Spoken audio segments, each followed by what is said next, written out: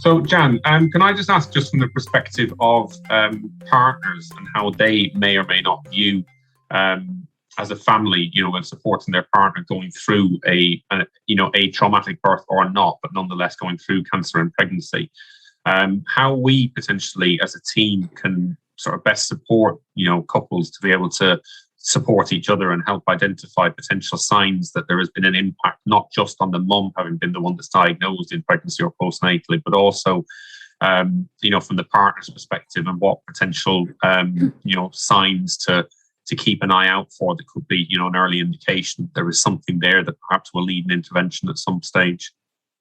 Yeah.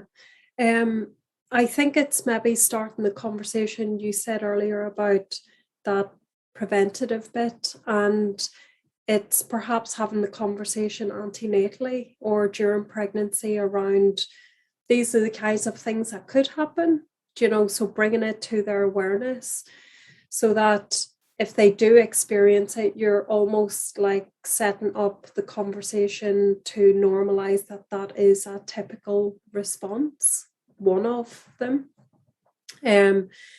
I think for your team, it's creating opportunities to be able to just ask the partner, what was the birth like for you?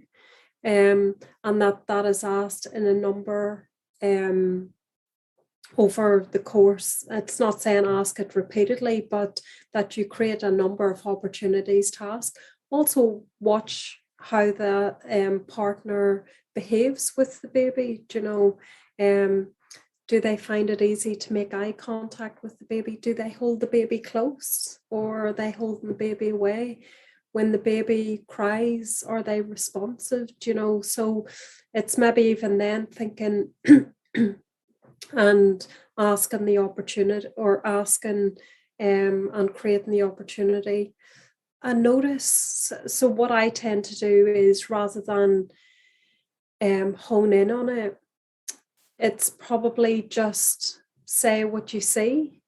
I notice whenever Pete is crying that you don't go straight away. What's that like for you? So you come at a place of curiosity in terms of looking out for signs.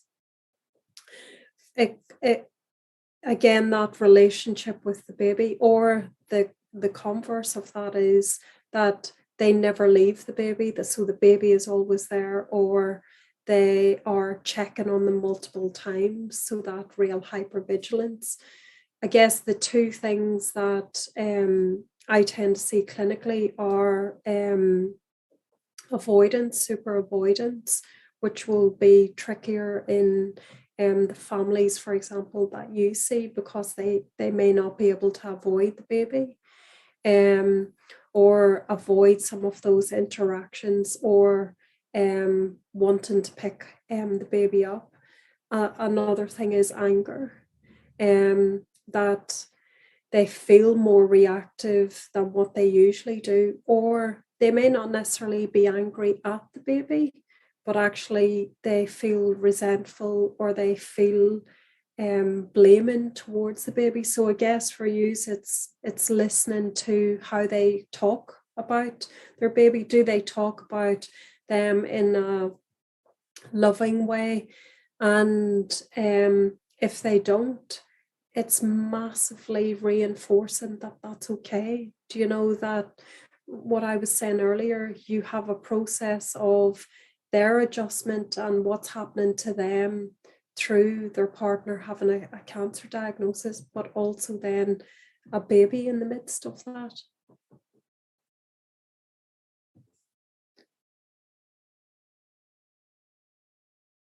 You're on mute. I was on mute, sorry. I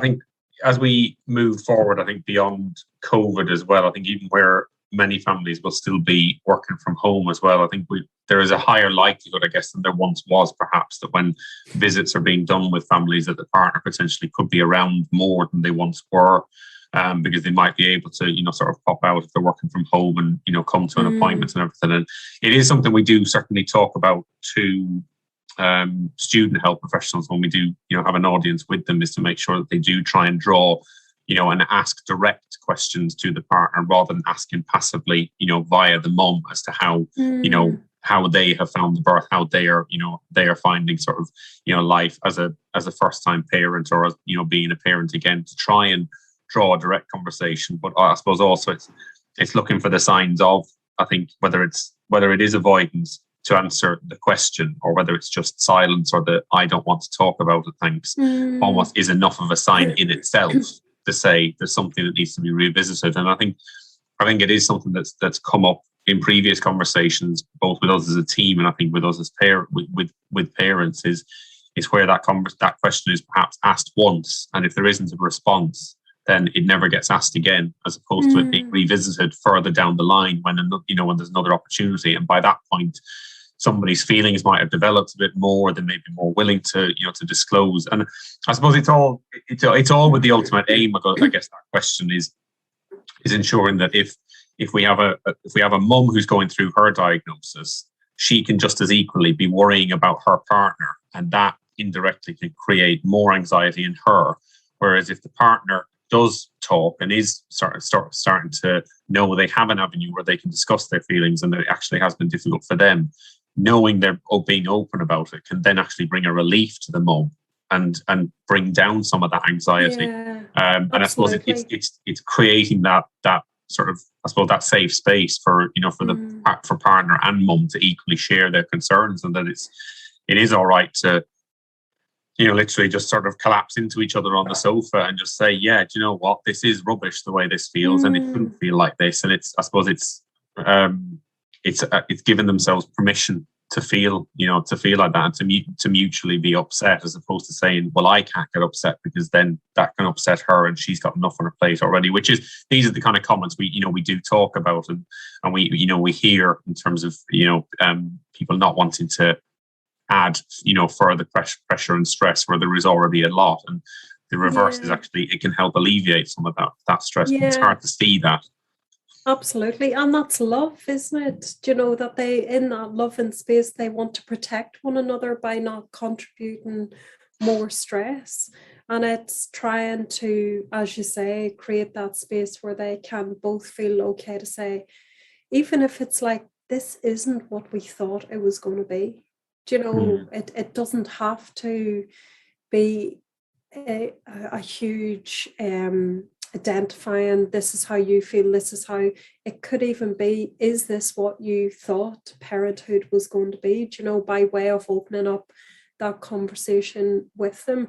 And also I'm holding that, lots of partners haven't been able to attend antenatal appointments or appointments with their partner. And so even that bonding process antenatally for the partner has been interrupted.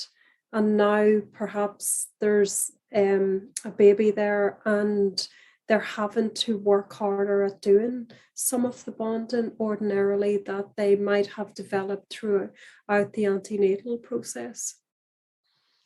Yeah, and I think that's something that we are possibly yet to see the full impact of, I think, and it will come out, I think, in the coming months, and next potentially 12 to 18 months, in terms of that impact on top of the cancer, was that that isolation during appointments as well.